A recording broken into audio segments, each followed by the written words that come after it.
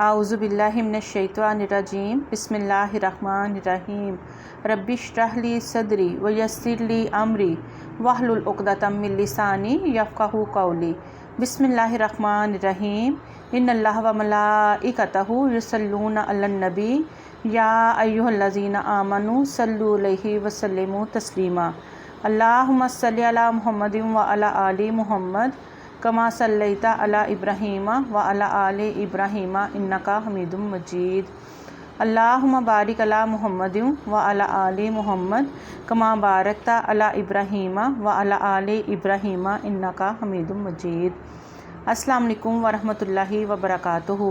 अल्हम्दुलिल्लाह, हमारा नबी पाक सल्लल्लाहु अलैहि वसल्लम की अहादीस मुबारका से जो हमें सबक मिल रहा है या जो हमें नसीहतें मिल रही हैं और हमें ज़िंदगी गुजारने के तरीके बताए जा रहे हैं, हम वो पढ़ रहे हैं माशाल्लाह। और आज हम पढ़ेंगे कि नबी करीम सल्लल्लाहु अलैहि वसल्लम दुआ कैसे मांगते थे, और आगे फिर दुआ का एक बताएंगे कि दुआ कितनी मांगनी चाहिए और दुरूद पाक कितना पढ़ना चाहिए, वो भी इंशाल्लाह हदीस मुबारका बयान करेंगे। तो पहली हदीस मुबारका है कि हज़रत अनस रज़ियल्लाहु ताला अन्हु बयान करते हैं, रसूलुल्लाह सल्लल्लाहु अलैहि वसल्लम ने फरमाया, तुम में से हर शख्स को अपनी तमाम ज़रूरतें अपने रब से मांगनी चाहिए, हत्ता कि जब उसके जूते का तस्मा टूट जाए तो उसके बारे में भी उसी से सवाल करना चाहिए। एक और हदीस मुबारका है, हज़रत अनस रज़ियल्लाहु ताला अन्हु बयान करते हैं, रसूलुल्लाह सल्लल्लाहु अलैहि वसल्लम दुराने दुआ अपने हाथ इस कदर बुलंद फरमाते कि आप सल्लल्लाहु अलैहि वसल्लम की बगलों की सफ़ेदी नज़र आने लगती। सहल बिन साद रज़ियल्लाहु ताला अन्हु नबी करीम सल्लल्लाहु अलैहि वसल्लम से रिवायत करते हैं, आप सल्लल्लाहु अलैहि वसल्लम अपने हाथों की उंगलियां कंधों के बराबर किया करते थे और दुआ फरमाया करते थे। साइब बिन जदीद अपने वालिद से रिवायत करते हैं कि जब नबी करीम सल्लल्लाहु अलैहि वसल्लम दुआ किया करते थे तो आप हाथ उठाते और फिर अपने हाथ चेहरे पर फेर लेते थे।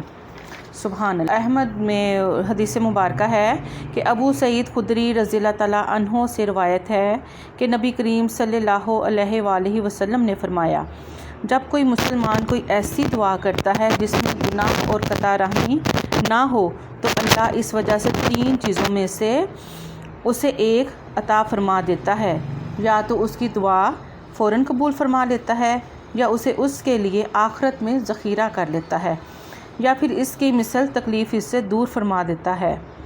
सहाबा ने अर्ज़ किया, तब तो हमें ज़्यादा दुआएं करनी चाहिए, करेंगे।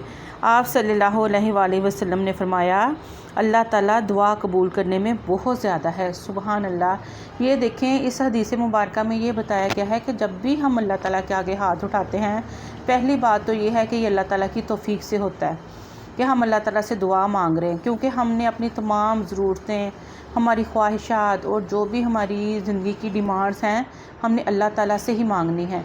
और जब भी हमने अल्लाह ताला से मांगनी है तो इस यकीन के साथ कि जब भी हमने दुआ करनी है तो अल्लाह ताला ने कबूलियत के 3 दर्जे रखे हैं कि एक तो अल्लाह ताला उसी टाइम उस दुआ के बदले में हमें कुछ अता फरमा देंगे, और दूसरा अगर दुनिया में नहीं भी मिलती तो आखिरत में इंशाअल्लाह उसके बदले में बहुत ज़्यादा बदला मिलेगा।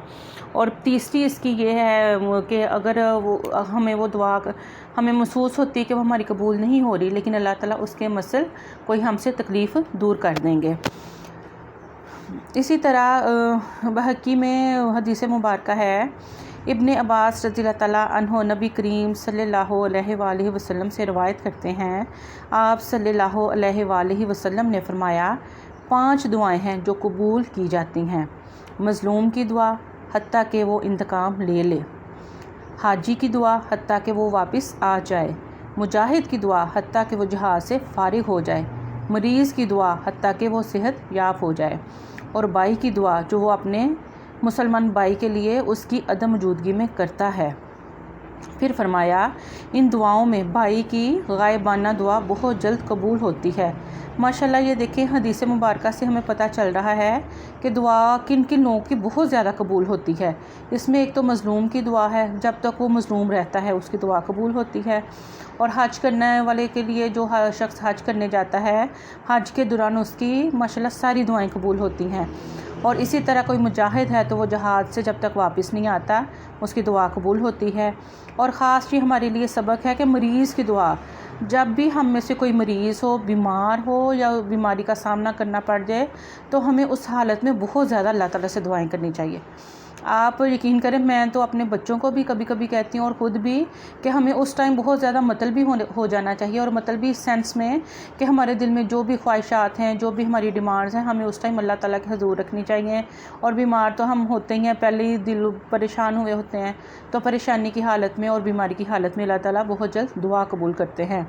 اور ایک اور جو اس میں دعاؤں کا درجہ بتایا گیا ہے کہ ایک بھائی، جو مسلمان بھائی اپنے بھائی کی غیر موجودگی میں دعا کرتا ہے، جیسے میں اگر اپنے بہن بھائیوں کے لیے دعا کروں یا میرے بہن بھائی میرے غیر موجودگی میں دعا کریں تو وہ بہت جلدی قبول ہوتی ہے۔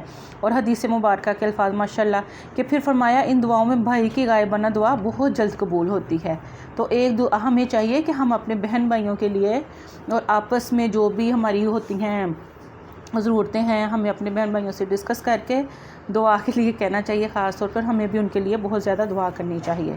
اسی طرح ترمذی میں حدیث مبارکہ ہے، ابی بن کعب رضی اللہ تعالیٰ عنہ بیان کرتے ہیں، میں نے عرض کیا، اللہ کے رسول صلی اللہ علیہ وآلہ وسلم، میں آپ پر بہت زیادہ درود بھیجتا ہوں، میں اپنی دعا کا کتنا حصہ آپ پر درود و سلام کے لیے وقف کروں؟ آپ صلی اللہ علیہ وآلہ وسلم نے فرمایا، جتنا تم چاہو۔ میں نے عرض کیا، چوتھائی؟ آپ صلی اللہ علیہ وآلہ وسلم نے فرمایا، جتنا تم چاہو، اگر تم زیادہ کر لو تو وہ تمہارے لیے بہتر ہے۔ میں نے عرض کیا، نصف یعنی آدھی دعا اور آدھا درود پاک؟ آپ صلی اللہ علیہ وآلہ وسلم نے فرمایا، جتنا تم چاہو، اگر تم زیادہ کر لو تو وہ تمہارے لیے بہتر ہے۔ میں نے عرض کیا، دو تہائی؟ آپ صلی اللہ علیہ وآلہ وسلم نے فرمایا، جتنا تم چاہو، اگر زیادہ کر لو تو تمہارے لیے بہتر ہے۔ میں نے عرض کیا، میں اپنی پوری دعا آپ صلی اللہ علیہ وآلہ وسلم پر درود و سلام کے لیے وقف کر دیتا ہوں۔ آپ صلی اللہ علیہ وآلہ وسلم نے فرمایا، پھر تو تمہاری ساری مرادیں پوری ہو جائیں گی اور تمہارے گناہ معاف کر دیے جائیں گے۔ سبحان اللہ، سبحان اللہ۔ یہ دیکھیں، ہمارے پاس تو ایک طرح سے کامیابی کی یہ ہمارے پاس کنجی آ گئی کہ ہم نے درود پاک کثرت سے پڑھنا ہے، اور جو بھی دعا ہم نے مانگنی ہے درود پاک پڑھ کے۔ لیکن اس میں یہ ہمیں بتایا گیا ہے کہ اگر ہم درود پاک پڑھتے رہیں گے تو ہماری تمام مرادیں بھی پوری ہوں گی اور ہمارے تمام گناہ بھی معاف ہوں گے۔ اور جب ہمارے گناہ معاف ہوتے ہیں تو اللہ تعالیٰ ہم پہ نظر کرم کر رہے ہوتے ہیں، تو ان کے اللہ تعالیٰ کی رحمت سے ہمارے گناہ بھی معاف ہو جائیں گے، اور ہمارے دل میں جتنی مرادیں ہیں الحمدللہ۔ اور یہ نبی پاک صلی اللہ علیہ وآلہ وسلم کے الفاظ ہیں کہ درود پاک پڑھنے سے آپ کی ساری مرادیں پوری ہو جائیں گی الحمدللہ۔ تو انشاءاللہ ملیں گے اگلے ویلاگ میں، اجازت دیجیے۔ سبحانک اللہم و بحمدک، اشہد ان لا الہ الا انت، استغفرک و اتوب الیک، وما علینا الا البلاغ المبین۔